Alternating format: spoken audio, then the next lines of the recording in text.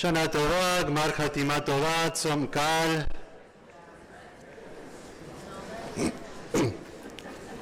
What are you singing now?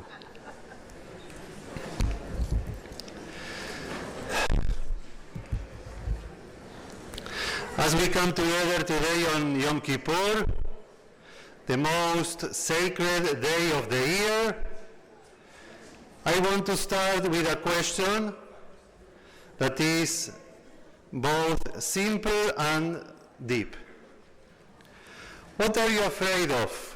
What are you afraid of?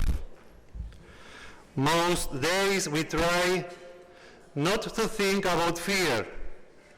We stay busy. We tell ourselves we will deal with it, with our worries later. But today is different. Yom Kippur takes away those distractions. We wear white clothes like we are at our own funeral. We fast so we can feel our spirit more than our body.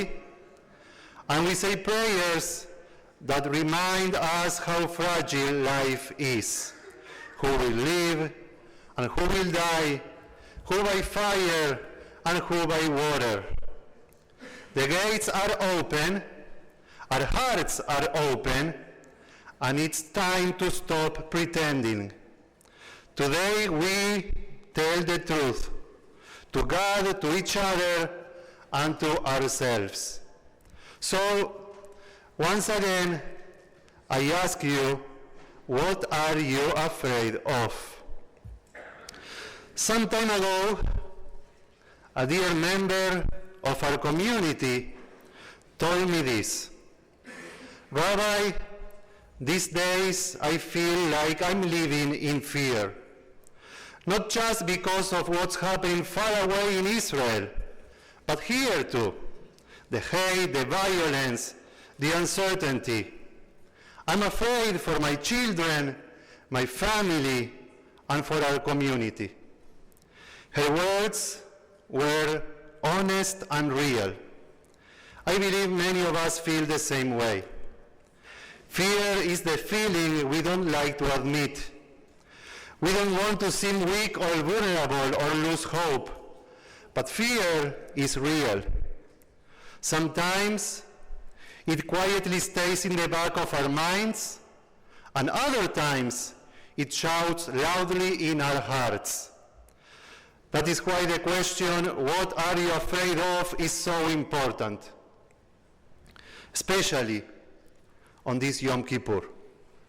The prayer Untane Tokef brings us face to face to life with life and death, judgment and mercy, who by sword and who by beast, who by hunger and who by thirst. These words bring fear to our souls, but they also ask us to think about what really matters most. Our sages teach that these words don't mean that God just decides fate without any reason. Instead, they invite us to take responsibility for what we do, how we treat others, and the world we help build. Let's be honest, the fear we feel today as Jews is not just an idea. It's real, and it's very close. It's the fear of sending our children to Jewish school and worrying if the building might be attacked. It's the same fear when our kids show their Jewish identity at university, wondering if they will be safe or accepted. It's the fear of walking into synagogue and seeing armed guards and realizing that this is what it takes to pray safely in America. Yes, America in 2025. It's seeing protests on the news where thousands shout words that erase our story, our pain, and our right to live. It's hearing the chant from the river to the sea, which leaves no space for Jewish life in the land of Israel, and sometimes feels like it leaves no space for Jewish life anywhere. It's the tired feeling when you scroll through social media and see lies spreading faster than the truth. It's watching experts and journalists simplify a very complicated situation into headlines that make Israel look like the bad guy, completely ignoring the cruelty of terrorists who attack civilians, hide behind hospitals and schools, and cause pain for both Israelis and Palestinians. When we speak up, people might yell at us, insult us, or say bad things about us. Really, it's very disgraceful. There is so much hate. And still, despite all of that, we walk into the synagogue. Still we pray, still we show up for one another. We are still here extremely proud of who we are, and that is courage. As you know, I was born in Uruguay, and recently I saw on the news that a prominent politician and leader at a march full of people was shouting these words himself: "Stop the genocide of the Palestinian people. Peace is needed. The state of Israel, led by a terrible, almost Nazi-fascist version, must stop the cruel killing." Poetic, you might think, but sadly, it's not. Here we see all the hatred dressed up in new words. Comparing the Jewish state to Nazis turns our deepest pain into a weapon against us. Every day we hear the words "Free Palestine," and we agree, yes, that freedom is needed. Free Palestinians from Hamas, free Israelis from terror, free children to be children, free families to live without fear, free hearts to live without hate. That is the freedom we pray for. It's natural to feel the weight of fear and uncertainty. And yet, despite everything, we come together, we pray, we support one another with strength and hope. Here we are on Yom Kippur, ready not just to face our fears, but to turn them into courage and action. Now, let's look to our tradition. Let's look for help with how to be brave and make a difference. Our history and culture are full of stories about that. Let me tell you a story from the Talmud, a story about Rabbi Akiva. During a deadly plague that lasted 33 days between Pesach and Lag BaOmer, Akiva's students were scared and lost hope. Rachel, Rabbi's wife, told him to stop teaching because it was too dangerous. But Rabbi Akiva said, "The word stands on three things: on Torah, on prayer, and on act of kindness." He kept teaching, praying, and helping others. Rabbi Akiva felt fear, but he didn't let it stop him. There is also the story of Honi the circle drawer. During a terrible drought, Honi drew a circle on the ground and declared, "Master of the universe, I will not leave this circle until you show mercy to your people." He stayed strong and prayed without moving. First, a few drops of rain fell, then a heavy storm poured down. Sometimes faith means keeping hope alive and not giving up. Our sages also tell a powerful story about Nachshon ben Aminadav, a brave man from the time of the Exodus. The Israelites were stuck with the sea in front and the Egyptian army behind, and the water had not parted yet. Everyone was scared and unsure what to do. But Nachshon did not wait. He stepped bravely into the water. At first, the water reached his knees, But he didn't turn back. Then it rose to his waist. Still he kept going. When the water finally reached his neck, he was still standing strong. Only then did the sea open up, giving everyone a safe way to get across safely. Courage is not about not feeling fear. It's about taking action even when we are afraid. It's about moving forward, step by step, trusting that help will come. These stories of courage teach us a very powerful lesson. Fear is a part of life, but it doesn't have to control us. Our ancestors faced their fears and chose to act with bravery and with faith. Now, let's turn inward for a moment, because there is fear outside us, and also there is fear inside us. What do we feel when we look in the mirror? Are we afraid we are not good enough? Are we afraid that our past mistakes will always hold us back? That we don't deserve love or forgiveness? Yom Kippur is about Teshuvah, which means return, repair, and new beginnings. It means coming back to who we really are, coming back to our best self.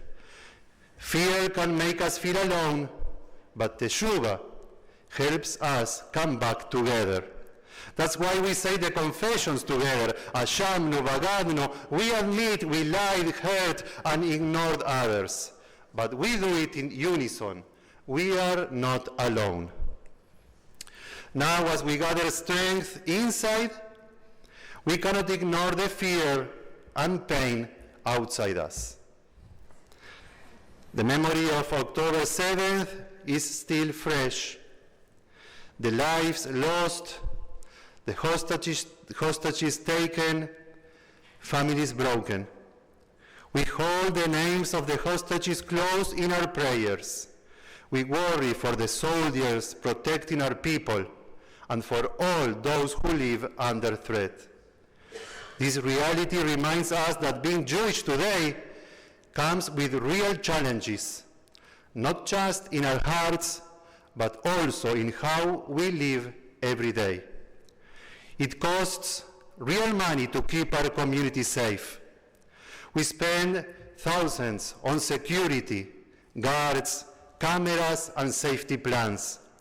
Our schools run safety drills we wish were never necessary.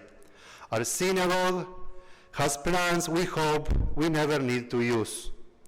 This is not normal. This is not how life should be. But if paying for safety is part of being Jewish today, we will pay it. We pay it because the other choice is impossible. We are not going anywhere. But money is not enough. We must invest not just in locks and cameras, but in life. There was once a small candle afraid to be lit. It worried it would burn out quickly or be blown out by wind. An older candle said, "You don't light yourself to last a long time. You light yourself so others can find their way in the dark." The small candle took a deep breath, lit its wick, and the room was filled with light. Like that little candle, we may feel afraid sometimes, but we light our flames not because we are without fear, we light them because others need our light. Our light matters, especially now. It guides us, warms us, and it shows the way forward. Our courage shines brightly when we act together. So here what we will do. This is what we are going to do. I will share simple, practical steps to bring light, strength, and hope into our lives and also in our community. Steps that turn the question, what are you afraid of, into the answer, I am not afraid. So these are the steps. Our strength comes from coming together as a community. So step number 1, come to Shabbat. Make a promise to yourself to come regularly.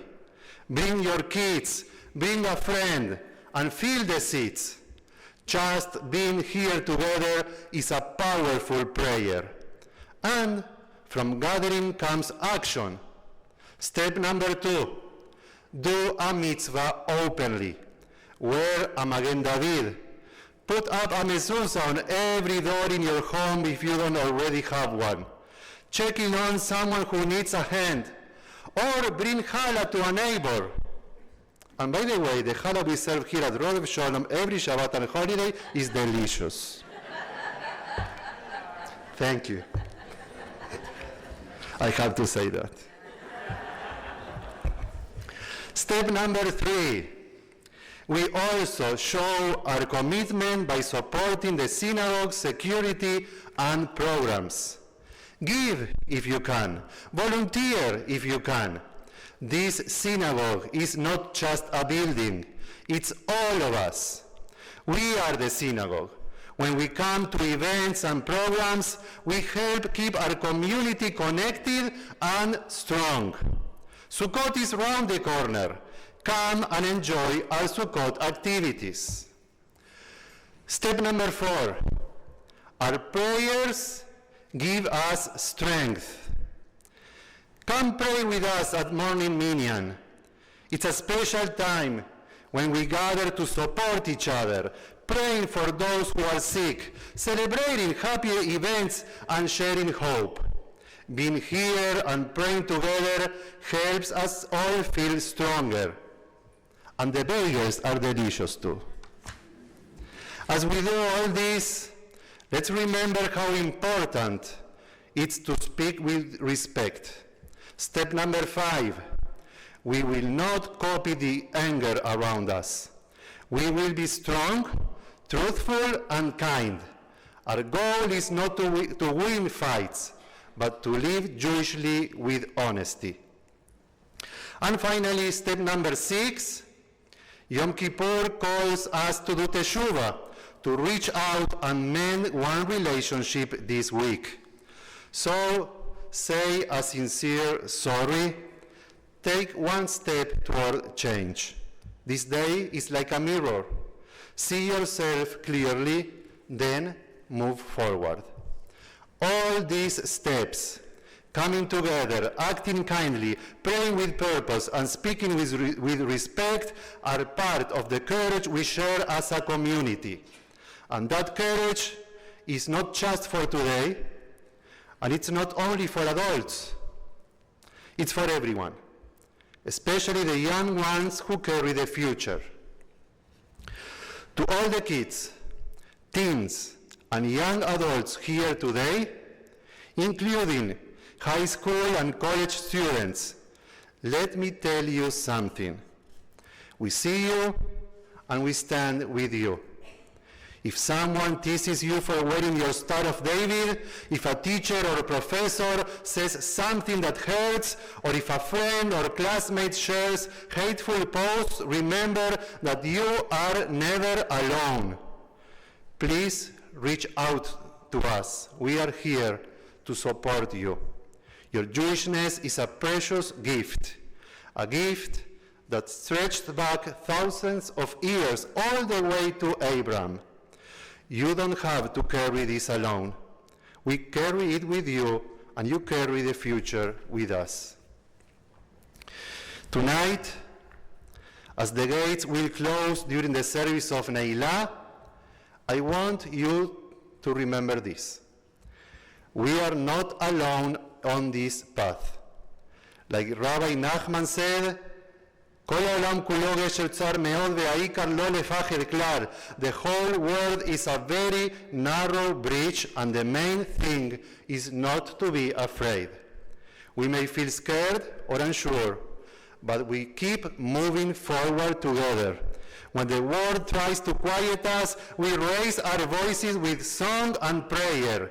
When lies try to hide our story, we shine candles of truth. When fear sits with us, we hold hands and find strength. Look around. This community, this gathering is more than a synagogue. It's a light in the dark. It's hope, strength, and love made real. And you are part of that light. This year, let's choose to be brave, not because fear is gone, but because hope is bigger. May we be written and sealed for a year of healing, connection, meaningful action, for deep and lasting peace, and for the courage to face every day with hope and strength. Adonai os. Oh, I'm emotional now, sorry. Adonai os le'amo iten. God gives strength to his people. Adonai yivarech et amo b'shalom. God blesses his people with peace. Gmar chatima tova.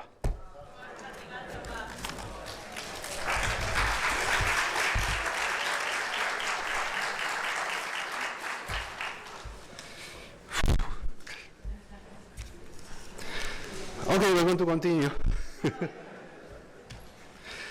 Page 298, Chatzikaish, we rise.